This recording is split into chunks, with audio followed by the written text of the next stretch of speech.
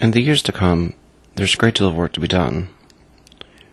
Project Energia Buran was founded in 2003 and has existed since then as a non-profit-oriented website offered at no charge to the visiting public.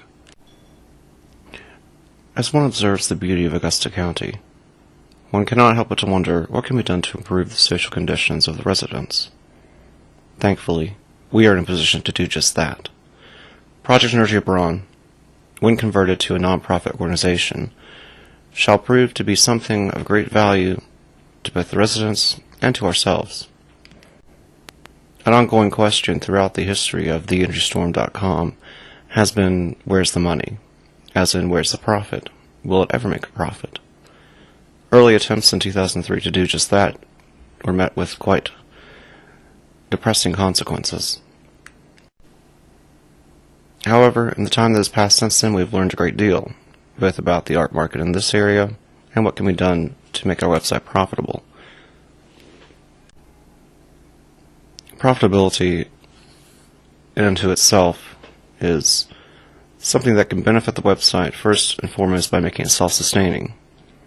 Since its inception in October of 2003, as the webmaster, I've taken on the expense of maintaining the website, which is only $13 a month. My first goal as webmaster and as co-founder of PEB is to see us get to a point where, at a minimum, we are generating $15 to $20 a month just in contributions that we can depend upon to maintain the website. In my opinion, as the webmaster and as co-founder, charging for the website or using advertising to generate money would not make sense.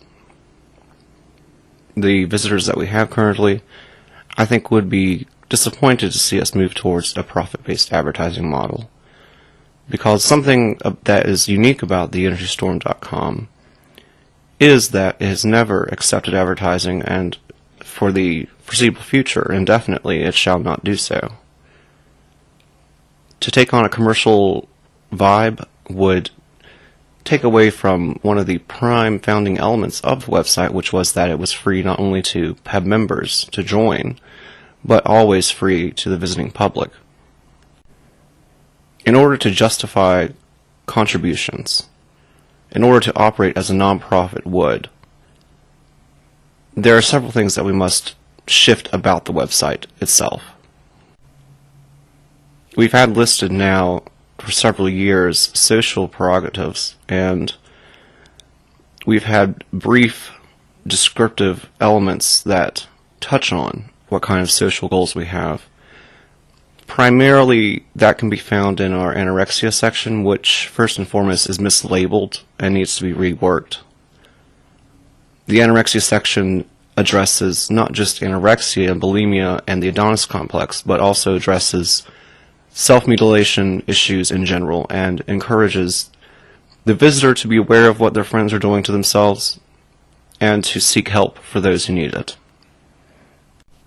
This compassion edge to our website, I think, is vital, and restructuring the anorexia section to be more identifiable and understandable just from looking at the title is vital. Self-mutilation issues sort of define the kind of very neutral objectives that we can put ourselves behind. It is not political, it's not controversial to say, hey, get help if you need it. Likewise, several sections that we have in operation currently rail against huffing, for example, as a drug alternative. Also in other sections, there's text that goes against the usage of severely addictive illegal drugs.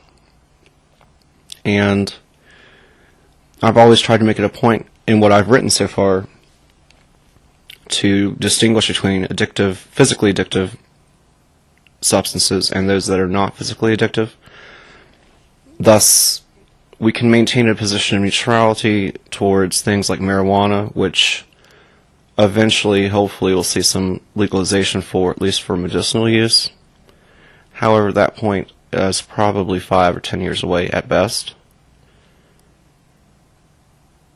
And that is almost too large of an objective for us to take on without being controversial.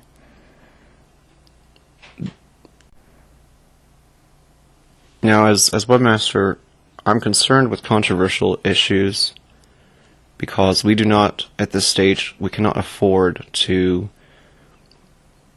place ourselves in a position that is going to offend potential donors.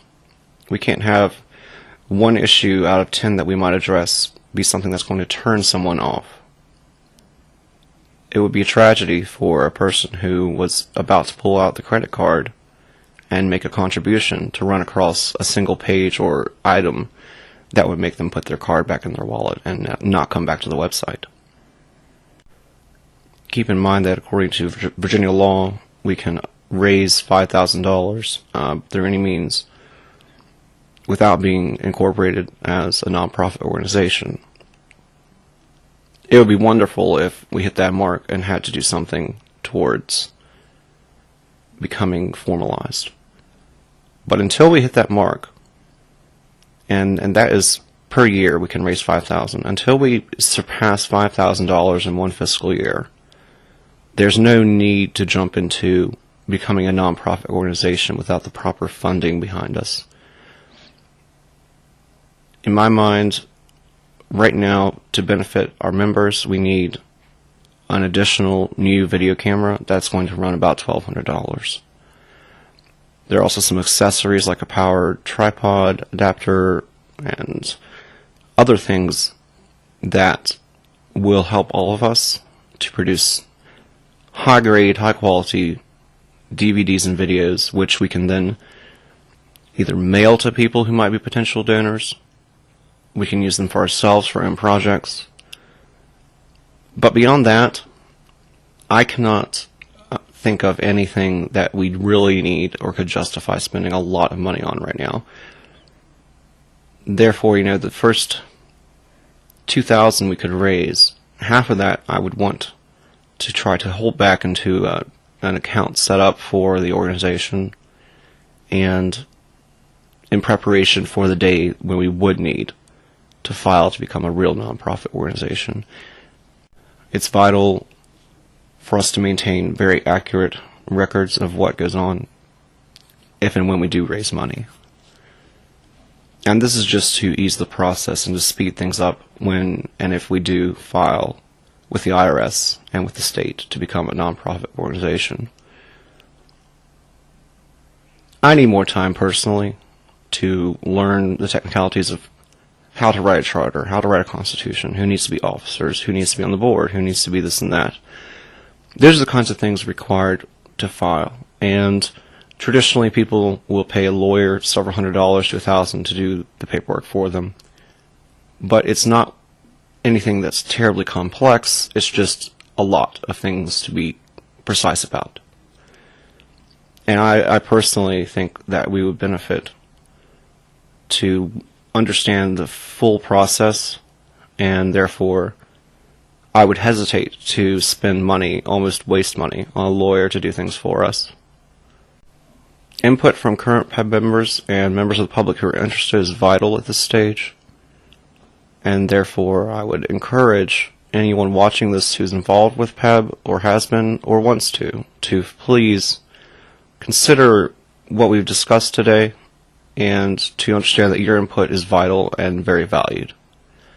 And so hopefully in the future, if there is enough interest, I would like to host some type of forum discussion meeting where we can all collaborate at one time across the internet and perhaps in person as well to really solidify, should we move ahead, and if so, what should the timeline be?